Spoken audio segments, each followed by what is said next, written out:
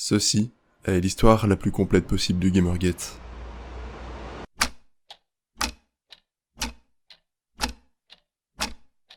Le Gamergate, c'est une histoire un peu compliquée.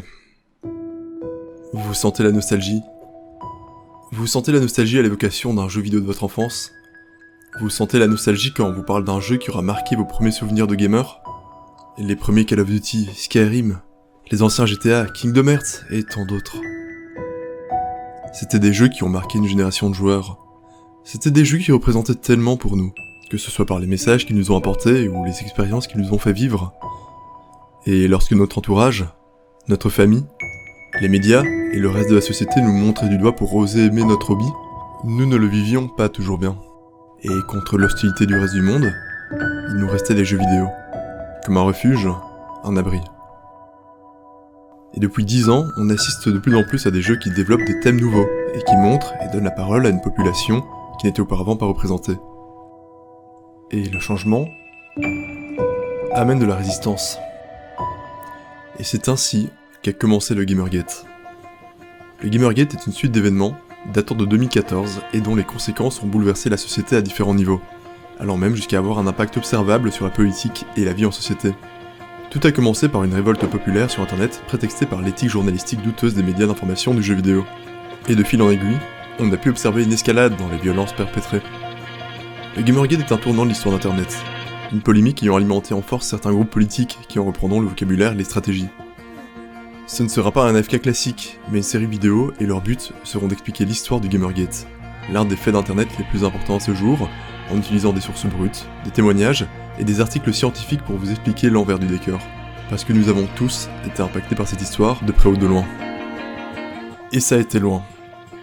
Très loin.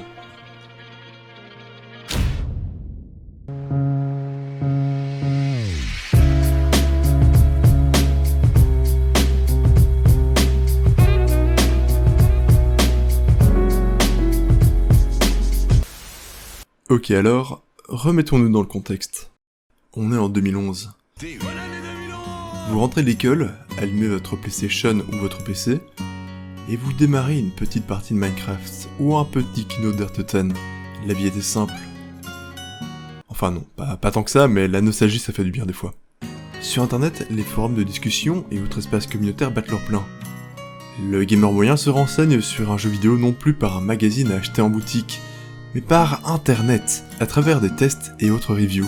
Et à cette période, plusieurs polémiques avaient déjà érodé la confiance du public dans les médias sur internet. Et cela concerne aussi les sites de jeux vidéo. À l'époque, les plus gros sites de jeux vidéo étaient GameSpot, Kotaku et IGN. Ce sont des sites qui parlaient de l'actualité du jeu vidéo, un peu comme jeuxvideo.com, et qui sont les ténors du milieu. Et à ce moment-là, ils étaient parcourus par de nombreux scandales. Nous pouvons par exemple parler du Doritos Gate, scandale qui a éclaté lorsque Geoff Keighley, ce mec, présentait une critique sur Halo 4, et est assis à côté d'un paquet de Doritos et de bouteilles de Mountain Dew bien en évidence. Et c'était très controversé parce que bon, on a vu plus subtil en termes de placement de produits. On peut aussi parler du Gassman Gate, qui est aussi l'une des premières grandes histoires du genre. Plus précisément, Jeff Gassman, un journaliste du site GameStop, s'est fait virer du site après avoir publié une critique acerbe sur le jeu Ken & Lynch, jeu d'Eidos Interactive. Cette histoire a créé un tollé parce qu'à ce moment-là, sur le site, il y avait de nombreuses pubs et un habillage promotionnel Ken & Lynch. C'est dans ce contexte de méfiance qu'est né ce qu'on appellera plus tard le Gamergate. Toutes ces histoires-là prouvaient que les sites d'information de jeux vidéo étaient pourris jusqu'à l'os, et que les gens étaient devenus méfiants du lien qu'avaient les médias avec les grandes industries. Et comme c'était aussi un effet que l'on pouvait observer dans la presse généralisée, cela ne faisait que confirmer ce ressenti. Et gardez ce contexte bien en tête, parce qu'on rentre dans le vif du sujet. Et c'est avec Zoe Quinn, ou malgré elle, que toute l'histoire commence. Après avoir commencé à 24 ans une formation dans la programmation. Elle crée un jeu qui s'appelle Depression Quest, un jeu à choix multiples où vous incarnerez une personne dépressive qui essaie de surmonter la maladie. C'est un jeu textuel où le déroulement du jeu est expliqué sous forme de texte, et les choix que vous ferez se feront sous forme de questions, qui seront pour certaines barrées. L'idée derrière est de faire vivre aux joueurs le quotidien d'une personne dépressive. Quinn voulait raconter son vécu et partager son expérience vis-à-vis de la dépression, étant donné qu'elle se l'est fait diagnostiquer à l'âge de 14 ans. Le jeu est gratuit sur Steam, et je vous conseille d'y jeter un coup d'œil si vous êtes curieuse ou curieux. Quinn tente alors de faire passer le jeu sur Steam, avec Steam Greenlight, un service qui permet après validation de publier son jeu sur la plateforme. D'abord refusée en 2013, elle a alors le feu vert en août 2014. Son jeu se fait citer dans le magazine Playboy et sur le site Kotaku, où son petit ami, Nathan Grayson, fait mention de son jeu dans une liste parmi 50 autres jeux validés par Steam le même mois. Ce jeu est légèrement mis en avant dans un commentaire du rédacteur. Peu après, le 16 août 2014, l'ex-petit ami de Queen crée un article de blog appelé le Zoé Post dans lequel il étale ses ruptures avec Zoe Queen. Ils étaient en couple depuis novembre 2013 et ont rompu en mai.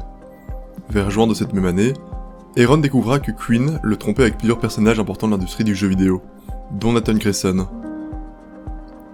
Aaron explique alors que Zoé manipulait son entourage et qu'elle lui faisait subir des violences psychologiques.